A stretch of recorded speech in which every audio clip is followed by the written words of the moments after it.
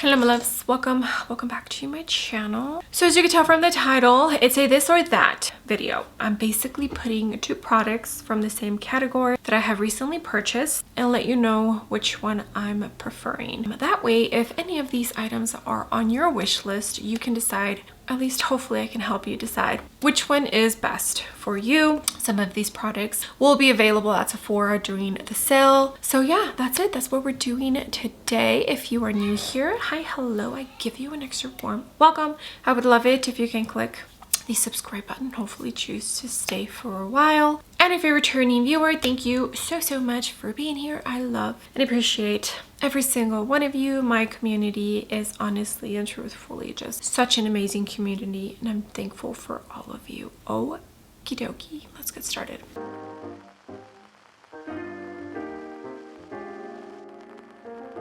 All right, my love, so you already know what two base products I'm putting against each other because I used it as an example in the intro. Victoria Beckham foundation drops and the Natasha Denona High Glam foundation. This retails for $52, this retails for $110. I understand that this has, you know, skincare ingredients, and Augustine Bader is a very expensive skincare brand, and why the pricing, and she thought $110 is appropriate. I get that part, but yeah, $110 is still a lot of money. Natasha Denona, I feel you can definitely get a more true medium coverage and not use as much of the Victoria Beckham if you wanted the same amount of coverage. They perform pretty identical on my skin. I would just say this one maybe is a little bit more on the natural glowy side than the Natasha Denona. For whatever reason, the Natasha Denona on my skin, it just doesn't give me any glow. I don't feel like it does. So I think for this round, it's gonna go to Natasha Denona, because even if I use it in how I enjoy my base to look, which is pretty light coverage, it still works divine. It looks beautiful by the end of the day. It's just an overall really good foundation, and it's more than half the price of the Victoria Beckham. Even if you did purchase the Victoria Beckham at a discounted price, this would still not be as much as that. So it's gonna have to go to Natasha Denona. They both perform, like I said, very similar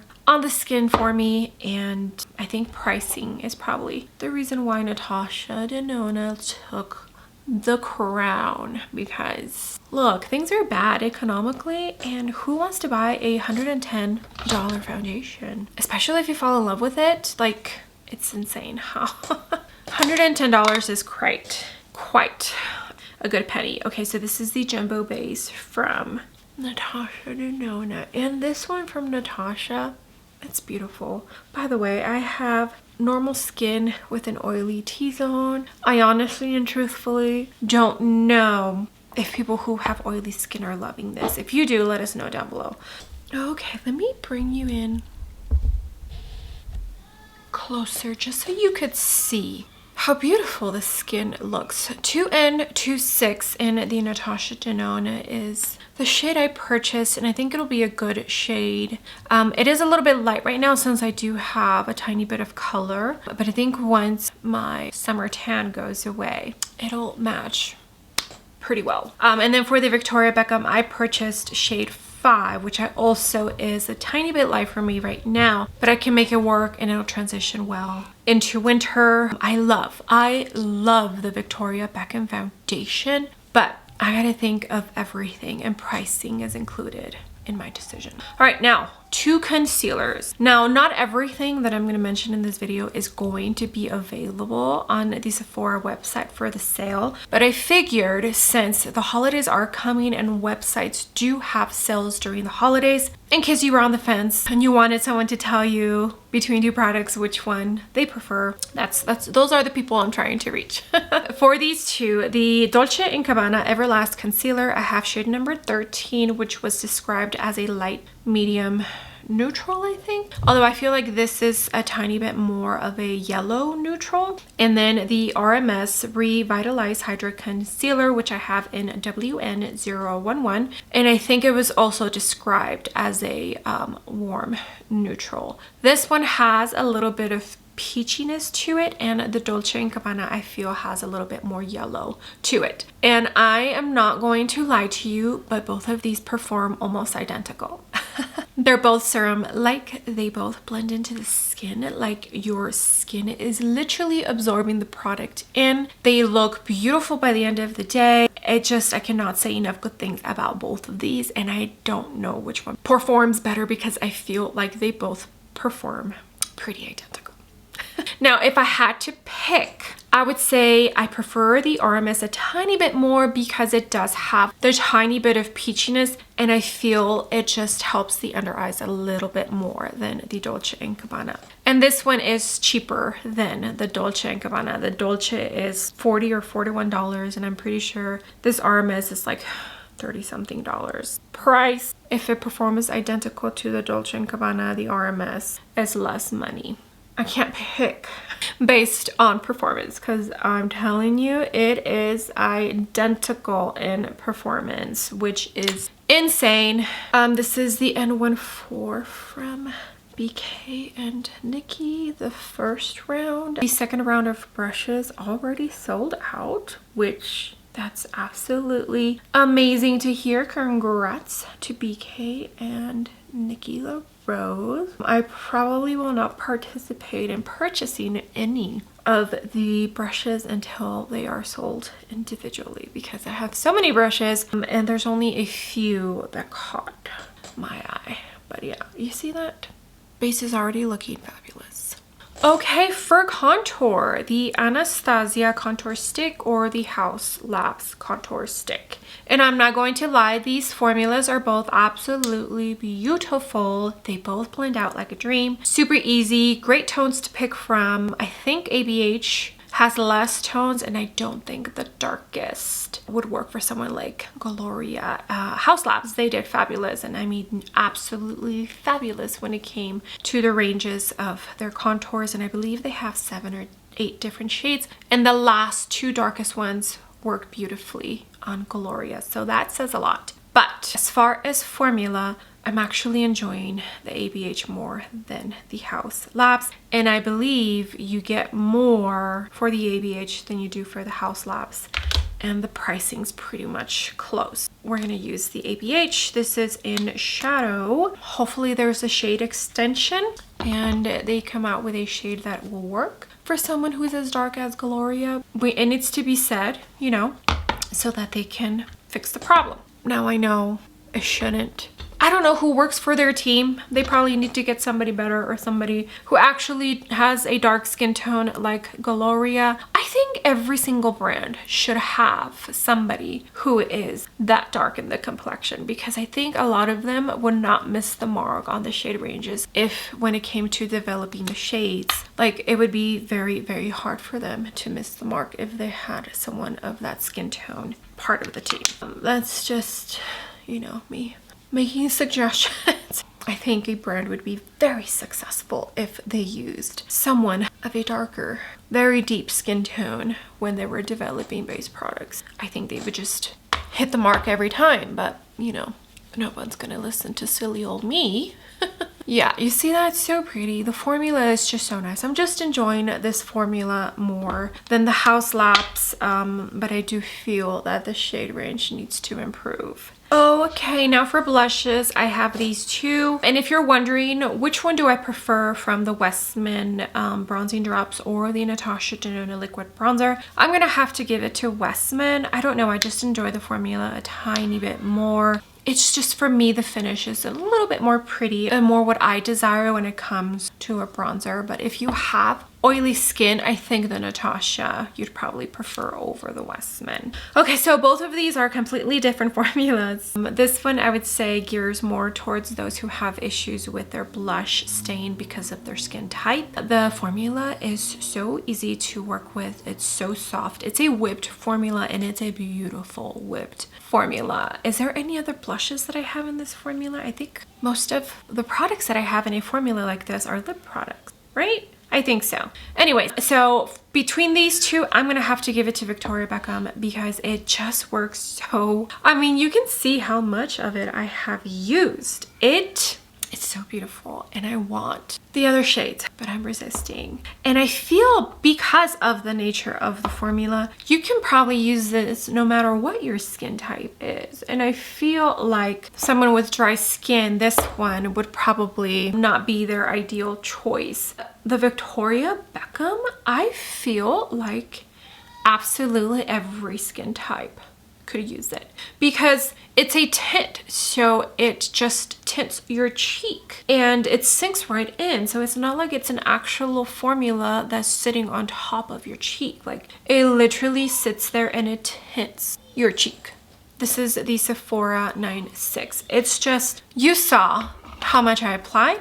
You saw I did pause a tiny bit before starting to blend out, which I'm not gonna lie, I was a little scared that it was not gonna work, but it still blended out so beautifully. It's definitely a more natural kind of formula, and I don't know if the red tone that she came out with for this launch would work on someone like Gloria. I haven't seen anyone of a dark skin tone review this, so I don't know as far as skin color if it is a formula that works well on every single skin color. You see that? It is so pretty, and even though it's not advertised as a lip and cheek tint, I use it for both, and it works beautifully for both. And all of the liquid tints that are meant for the lips and the cheeks that I have tried prior to this Victoria Beckham, I can't use it for both. I prefer it for one or the other. Like the e.l.f., I tried it. I absolutely tried it on the cheeks, and it just did not work for me. I don't know what I'm doing wrong. I have tried different methods because all of the reels that I saw of people just applying it directly to their cheek, at the end of the day, it looked like it worked fine, but for all I know, they edited that video so well that they made it look like the tint blended out without any issues, and maybe it did, and they just fixed it off camera. So honestly, I don't know. I don't know why it works for everybody else who put a reel up on TikTok, but not for me when it comes to the e.l.f. But this one, you're seeing it in real life. It just works beautifully, and when I powder, it will still pop through. So if you're somebody who does not like to layer your blushes, you can use this under your powder and then powder on top, and it's gonna stay and it's gonna pop. And you can even use this on top of powder as well. I have. Okay, now for powders, and I'm gonna put both of the Dior powders together and then the new Fenty under eye brightening press powder. Okay, so Dior came out with two new press powders. One is a luminous matte.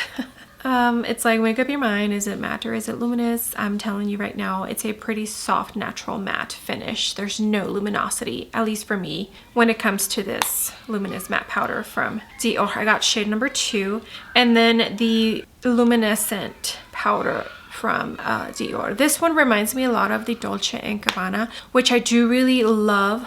The Dolce & Gabbana, that is, under my eyes, but for some reason this one from Dior, it just does not work the same. It makes my eyes look 10 years older. It makes me look like I'm 45. So I have tried the luminous one a couple of times under my eyes, and I just don't like it. The Dior, I do enjoy this quite a bit under my eyes, but for the complexion, it's a hit or miss. It does not work well with every single base product that I use. And for the under eyes, I don't think I've had an instant where I felt like my under eyes looked horrible with the matte one. So yeah, and then for the Fenty, the Bright Fix, this is in rose quartz. Every single concealer that I have used this, it looks stunning. Absolutely stunning. And so the winner is going to be this one. It's also less money, and I think you get more product. Let's see, this one has 0.28 ounces. Just kidding, the Dior has 0.31. Hands down, the Fenty, I don't have to think about what base product I'm using with the Fenty. I'm gonna set my under eyes with a little bit of setting spray. Okay, and I use a puff when I set my under eyes. I'm gonna use this one from Singe Beauty. Yeah, this one from Fenty It's so nice. They did such a fabulous job. Now, I only use this for my under eyes and the T-zone, which is, I believe, what it was made for. I don't know if it'll work all over the face, but why would you want to brighten up all over the face, you know? Beautiful powder. This one pleasantly surprised me. I did not think I was going to enjoy it. I thought it was going to be too heavy and it was not going to work for my under eyes. And as you can see, it's a beautiful, beautiful powder. Okay, for bronzer, I went in to the Laura Mercier bronzer. Now, there are so many good bronzers. I don't have two that I can compare for this video. The Laura Mercier I'm really enjoying. The Kevyn Aucoin cream bronzer I'm also really enjoying, which, by the way, that is what I used before going in with powders. The Simi Haze, which I purchased not too long ago, I'm also really enjoying. There's so many great bronzers. The new Dior reformulation as well, that one is beautiful, and I think is it only the jumbo that's available at Sephora? Anyways, that formula, beautiful. I didn't have two to compare, as well as blushes. There's so many, and I do mean so many amazing blushes. I did go into the Tower 28. Is it Long Island Iced Tea?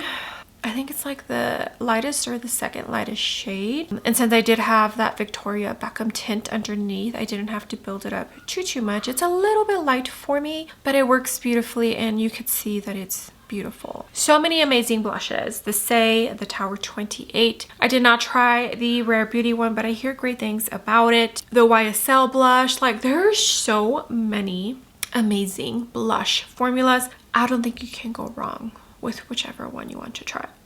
Okay, highlighter. These two right here. The new Patrick Ta reformulated highlighting duo. I have Baby, which is the pink one. And I do feel that this formula is better than the old formula. The only complaint I have is that the powder does get hard pan real quick. And it's probably because of how light the formula is. I didn't have any issues with the older one. Mine was fine. My cream gel thing, it didn't get all gunky. Like, I was able to use it just fine. The powder in this newer one just seems a little bit more hydrating. The older is a little bit more dry, but I think that's gonna come with, like I said, with some cons, which is it's gonna get hard pan. That is the only complaint, but I enjoyed it anyways before the reformulation. Only gripe I have with this launch is that he wasn't straightforward and mentioned, hey, I heard you, I listened to your reviews, I'm pulling them out, we're working on a better formula. I would have appreciated if he would have came out and said that. Okay, this Dior quad is actually going to take the win, and it's the Glow Maximizer palette, but I think it's particularly because of the tone or the color story I have, which is 004 Rose Gold Glow. So none of these have that chunky glitter formula. They do have glitter in them, but once you apply it onto the complexion, you can't see it. This one is a tiny bit of a maybe duochrome, and this one as well also has a little bit of a duochrome effect to it, but you can see it more with the pink one. This one, it works well for my skin tone, but I think once I lose some of the color that I already have, it might create a tiny bit of a shadow. But if I use it here on the temple, it works just fine. Like, I think all of these formulas are absolutely beautiful, and the one that seemed the more punchy out of the four was this like very light yellow gold champagne, and it's actually the one that I've been enjoying the most out of all of these, which is insane because I don't really gravitate towards gold highlighters. Okay, this is the MY20, and I'll show you the pink one and what I mean about it. At least I hope you can see it. Cloud coverage. Yeah, like, it's pretty. I love it, and I've been using all of these, honestly. But I do feel like once I lose some of the color I have from summer, it might be a little bit too dark and maybe used better as a blush topper. Okay, now I'm gonna jump into that pretty light yellow champagne. It's just so pretty. I did not think I was going to enjoy this tone the most out of all of them. And like I said, like they do have glitter, but you can't see the chunks of glitter. The formula still sinks right into the skin. Do you see that? So pretty. I think one of the other color stories, it does have, one of the shades has that chunky glitter. So I'm grateful that this is the color story that I picked because it's just perfection. Okay, as you could see, makeup is pretty much just about done. For eyebrows, I went in to Gucci Brow Pencil Benefit Brow Gel. Mascara, I used the Glossier mascara, something slick, I forget the exact name. For lips, I haven't been buying too many lip products from mainstream beauty brands. The most recent purchase was from the new shades for Anastasia Beverly Hills. I purchased Soft Haze for the lipstick, which is the lipstick that I have. And then I did use Rhode Skin, what did she call it? Lip Shape, the soft lip liner that she has in her line, Balance. And then I did go in with an earthly, I think this is a Menacing Metal in Cherub right in the center. And that's it. Okay, I think I'm just gonna mention a couple of things for the eyes and then we're done with this video. Again, I haven't been purchasing too many eyeshadow palettes from mainstream brands. My last two eyeshadow purchases that were not indie brands were the Dolce & Gabbana and the Bouton collection. What was it? Bouton Couture? The like all brown one from Chanel. I don't think Chanel quads are available at Sephora. Yeah, they don't have makeup. They don't have makeup from Chanel on Sephora. That's only Ulta. And Dolce & Gabbana, I don't think they have eyeshadow at Sephora. Do they have I don't remember, honestly. So those don't even count, but the two that I'm going to mention is the new Natasha Denona Eye Sculpt Texture and Tone palette. I have a Dramatic, which is considered the darker of the two. It's the one that has the all shimmer row right in the center. I've been loving this. Anytime I want to do my makeup, I want to pick this up. I have used it already like 4 or 5 times. I think my review went up like a week and a half ago. I love this. It's beautiful. Miss Natasha did fabulous with this. I don't think any of the shades in here are that creamy matte formula. No, yeah, the black one is. Okay, a couple, but not too many, because the creamy matte formula for me, it's a beautiful formula and you can build it up, but you don't get the color that you see in the pan. Now that is the only gripe I have with that formula. But I definitely do feel that this is worth picking up during the sale if you have your eyes on it. But probably act fast because I have a feeling it's gonna sell out super quickly. And the other one is the Makeup by Mario Master Matte Long Wear Cream Eyeshadow. I have Chestnut and I might pick up a second shade, one that's a little bit darker than this during the sale. This formula is really, really nice, super easy to use. I feel sometimes I do gravitate towards just using a one and done, so all over the lid. And then if I want some sparkle, a sparkly inner corner. So these are beautiful. They last a long time. For me personally, it works better and it does not crease if I do use an eye primer. I know in some reviews I have seen that you don't need an eye primer. I feel that can be very personal because there are some people like myself that have very oily eyelids and I have to use a primer. So I tried it without a primer and I tried it with a primer, and for me it did not crease, maybe just slightest bit after 9 hours with a primer. So I use this with an eye base and that's it. That is all for this video on which you should buy this or that. Yeah, I had so much fun filming this video. Let me scoot you on out. All right, my loves, hopefully I helped you in making some decisions on some of these products. I didn't have a ton to put into the video, but I feel I had a decent amount. And some of the products I talked about are available at Sephora in case you were waiting for the Sephora sale.